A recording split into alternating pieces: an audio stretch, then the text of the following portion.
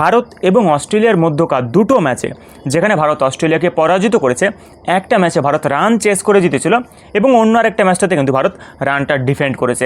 এই দুটো ম্যাচ যদি আপনি লক্ষ্য করেন তাহলে সেখানে দেখতে পাবেন যে একজন প্লেয়ারের কিন্তু একটা অনেক বড় সড়ো অবদান দুটো ম্যাচেই রয়েছে, আর সেই প্লেয়ারটা হলেন ওয়াশিংটন সুন্দর। যদিও এখানে আমি বলে রাখি যে অস্ট্রেলিয়ার বিরুদ্ধে এই ম্যাচগুলোতে ওয়াশিংটন সুন্দরের কিন্তু খেলার কোনো সুযোগই ছিল না, যদি না এখানে কুলদীপ যাদবকে সিরিজের মাঝখানেই ভারতে ফিরে আসতে হতো। যাই হোক, মোট মিলিয়ে তিনি সুযোগ যেমন পেয়েছেন এবং তার পাশাপাশি সুযোগটাকে কিন্তু কাজেও লাগিয়েছেন। যেমন ধরুন, এখানে যদি তৃতীয় টি-20 ম্যাচ দেখা হয় তাহলে সেখানে আপনি লক্ষ্য করবেন যে ওয়াশিংটন সুন্দর কিন্তু শেষের দিকে ব্যাট করতে নেমে একাই 49 রান করেছিলেন এবং তার স্ট্রাইক রেটটা কিন্তু 200-র উপরে ছিল। অর্থাৎ মোট মিলিয়ে যখন ভারতের প্রথম অর্ডারের ব্যাটসম্যানগুলো একে একে কোলাপস করে গিয়েছিল, তখন কিন্তু পরবর্তীতে ওয়াশিংটন সুন্দর এসেই ম্যাচটা হাতে রেখেছিলেন এবং তার ব্যাটিংয়ের মাধ্যমে কিন্তু ভারত ম্যাচটা জিতেছিল। শুধু তাই নয়, যদি আপনি এরপরে চতুর্থ টি-20 ম্যাচটা লক্ষ্য করেন তাহলে সেখানেও দেখতে পাবেন যে ওয়াশিংটন সুন্দরের কিন্তু একটা বড় সড়ো অবদান ছিল ভারতকে এখানে রানটা ডিফেন্ড করার ক্ষেত্রে। কেননা তিনি একাই মাত্র 1 ওভার 2 বল করে 3টা উইকেট নিয়েছিলেন।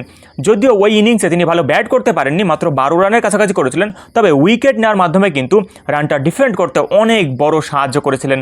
তাই মোট মিলিয়ে একটা ব্যাপার কিন্তু এখানে স্পষ্ট হয়ে উঠল যে ওয়াশিংটন সুন্দর কিন্তু ফর্মে রয়েছেন এবং কোনো না কোনোভাবে যদি তাকে টিমের মধ্যে জায়গা করে দেওয়া যায় তাহলে সেক্ষেত্রে কিন্তু তিনি ব্যাটিং হোক কিংবা বোলিং হোক যে কোনো মাধ্যমকে টিমকে একটা বড় সড়ো অ্যাডভান্টেজ এনে দিতে পারেন। আর এখানেই একটা বড় সড়ো প্রশ্ন উঠে আসছে যে তাহলে কাকে বাদ দিয়ে ওয়াশিংটন সুন্দরকে জায়গা করে দেওয়া হবে। কেননা আপনারাও তো জানেন যে ওয়াশিংটন সুন্দর কিন্তু স্পিন বল করেন, আর ভারতের কাছে অলরেডি অনেক স্পিনাররাই রয়েছে, যেমন ধরুন অক্ষর প্যাটেল খেলছেন, বরুণ চক্রবর্তী রয়েছেন। এই দুজন প্লেয়ারকে কিন্তু কোনোভাবেই টি-20 থেকে বাদই দেওয়া যাবে না। আগামীতে যে টি-20 ওয়ার্ল্ড কাপটা শুরু হবে সেখানে কিন্তু এই দুজন প্লেয়ারকে আগে রাখতেই হবে এবং তার পরবর্তীতে বাকি অন্য স্পিনারদের নিয়ে কিন্তু ভাবতে হবে। আর যেহেতু কুলদীপ যাদবও ভালোই খেলছেন, তাই তাকেও কিন্তু বাদ দিলে চলে না। অথচ অন্যদিকে ওয়াশিংটন সুন্দর যদি দলের মধ্যে থাকেন তাহলে একটা কিন্তু ভারতের কাছে গ্যারান্টি থাকে যে যদি কোনোভাবে ভারতের উপরে ব্যাটিং অর্ডার কোলাপস করে যায়, যেমনটা ধরুন অস্ট্রেলিয়ার বিরুদ্ধে দ্বিতীয় ম্যাচে হয়েছিল, তাহলে সেক্ষেত্রে অন্তত নিচের দিকে একজন প্লেয়ার হয়তো থাকবেন যিনি বল করার পাশাপাশি ব্যাটিংয়েরও সুবিধা দিয়ে দেবেন।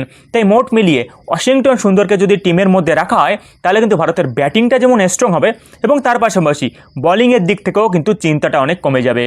তাই এখানে যারা সিলেক্টর কমিটিতে রয়েছেন তাদের সামনে কিন্তু একটা বড় সড়ো প্রশ্নচিহ্ন এসে দাঁড়ালো যে আগামীতে যে টি-20 ওয়ার্ল্ড কাপ হবে সেখানে আসলে ওয়াশিংটন সুন্দরকে টিমের মধ্যে রাখা হবে কি না। এখানে আমি বলে রাখি যে কয়েক মাস আগে যে এশিয়া কাপটা হলো সেখানে কিন্তু ওয়াশিংটন সুন্দরকে টিমের মধ্যে জায়গা দেওয়া হয়নি। আসলে যে 15 জন প্লেয়ারকে ইউএইতে এশিয়া কাপ খেলানোর জন্য পাঠানো হয়েছিল সেখানে কিন্তু ওয়াশিংটন সুন্দর ছিলেন না। যদিও বিসিসিআই এখানে কিন্তু ওয়াশিংটন সুন্দরকে রিজার্ভ লিস্টে রেখেছিলেন, অর্থাৎ যদি কোনো কারণে ওই 15 জন প্লেয়ারের মধ্যে কারো ইনজুরি হয়ে যায় এবং তিনি যদি কোনোভাবে আর খেলতেই না পারেন তাহলে সেক্ষেত্রে একটা রিজার্ভ লিস্ট তৈরি করা হয়েছিল যে এই প্লেয়ারদের তখন দুবাইতে পাঠানো হতে পারে, আর সেই লিস্টে কিন্তু ওয়াশিংটন সুন্দরের নামটা ছিল। তাই এখানে অনেকে ভাবছেন যে তাহলে আগামীতে যে টি-20 ওয়ার্ল্ড কাপটা হবে সেখানেও কি আবার ওয়াশিংটন সুন্দরকে রিজার্ভ লিস্টে রাখা হবে নাকি 15 জন স্কোয়াডের মধ্যে সামিলও করা হবে। আর এখানে আমি বলে রাখি যে ওয়াশিংটন সুন্দরের কাছে কিন্তু বোলার হিসেবে একটা ভালো রেকর্ড রয়েছে এবং তিনি কিন্তু টি-20 কাছে একটা ভালো ইকোনমিক রেট বজায় রাখে বল করতে পারেন। যেমন ধরুন এই অস্ট্রেলিয়া সিরিজেই তিনি যে কয়টা ওভার বল করেছেন সেখানে কিন্তু তার ইকোনমিক রেটটা যেমন ভালো ছিল এবং তার পাশাপাশি যদি আপনি চতুর্থ ম্যাচটা দেখেন তাহলে সেখানে কিন্তু তিনি হ্যাট্রিক চান্স পেয়েছিলেন, অর্থাৎ পরপর তিনি 2টো উইকেট নিতে সমর্থ হয়েছিলেন। তাই মোট মিলিয়ে ওয়াশিংটন সুন্দর কিন্তু এই আগামী টি-20 ওয়ার্ল্ড কাপে চান্স পাওয়ার কিন্তু যোগ্য। যদিও এখানেই প্রশ্নটা থেকে যাবে যে তাহলে কাকে বাদ দিয়ে ওয়াশিংটন সুন্দরকে নেওয়া যেতে পারে। যদিও এখানে আমি বলে রাখি যে এখানে কিন্তু একটা সুযোগ রয়েছে, সেটা হচ্ছে যে কুলদীপ যাদব, বরুণ চক্রবর্তী এবং অন্যদিকে অক্ষর প্যাটেলকে নেওয়ার পাশাপাশি এখানে কিন্তু শিবম দুবেকে বাদ দিয়ে ওয়াশিংটন সুন্দরকে জায়গা করে দেওয়া যেতে পারে। কেননা একটা ব্যাপার হয়তো আপনারা এখানে লক্ষ্য করেছেন যে শিবম দুবে কিন্তু বিগত কয়েকটা টি-20 ম্যাচ জুড়ে তেমন ভালো পারফরমেন্স করতে পারেননি, আর সেখানে যদি ওয়াশিংটন সুন্দরকে জায়গা করে দেওয়া হয় তাহলে ব্যাটিংয়ের ক্ষেত্রে যেমন ভারতের স্কোপটা বাড়বে এবং বোলিংয়ের অপশনও কিন্তু বেড়ে যাবে।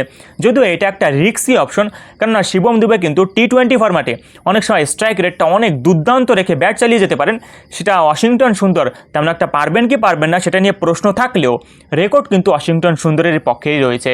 যদিও এখানে এটাও বলে রাখা দরকার যে এই অস্ট্রেলিয়া ট্যুরটা শেষ হয়ে যাওয়ার পরে কিন্তু সাউথ আফ্রিকার বিরুদ্ধেও ভারতের 5টা ম্যাচের টি20 সিরিজ রয়েছে এবং সেখানেও কিন্তু বিচার বিবেচনা করা হবে যে ভারতের কোন বোলার ভালো বল করছেন এবং কোন দিকে কোন ব্যাটসম্যান ভালো স্ট্রাইক রেট বজায় রেখে ব্যাটিং করে চলছেন।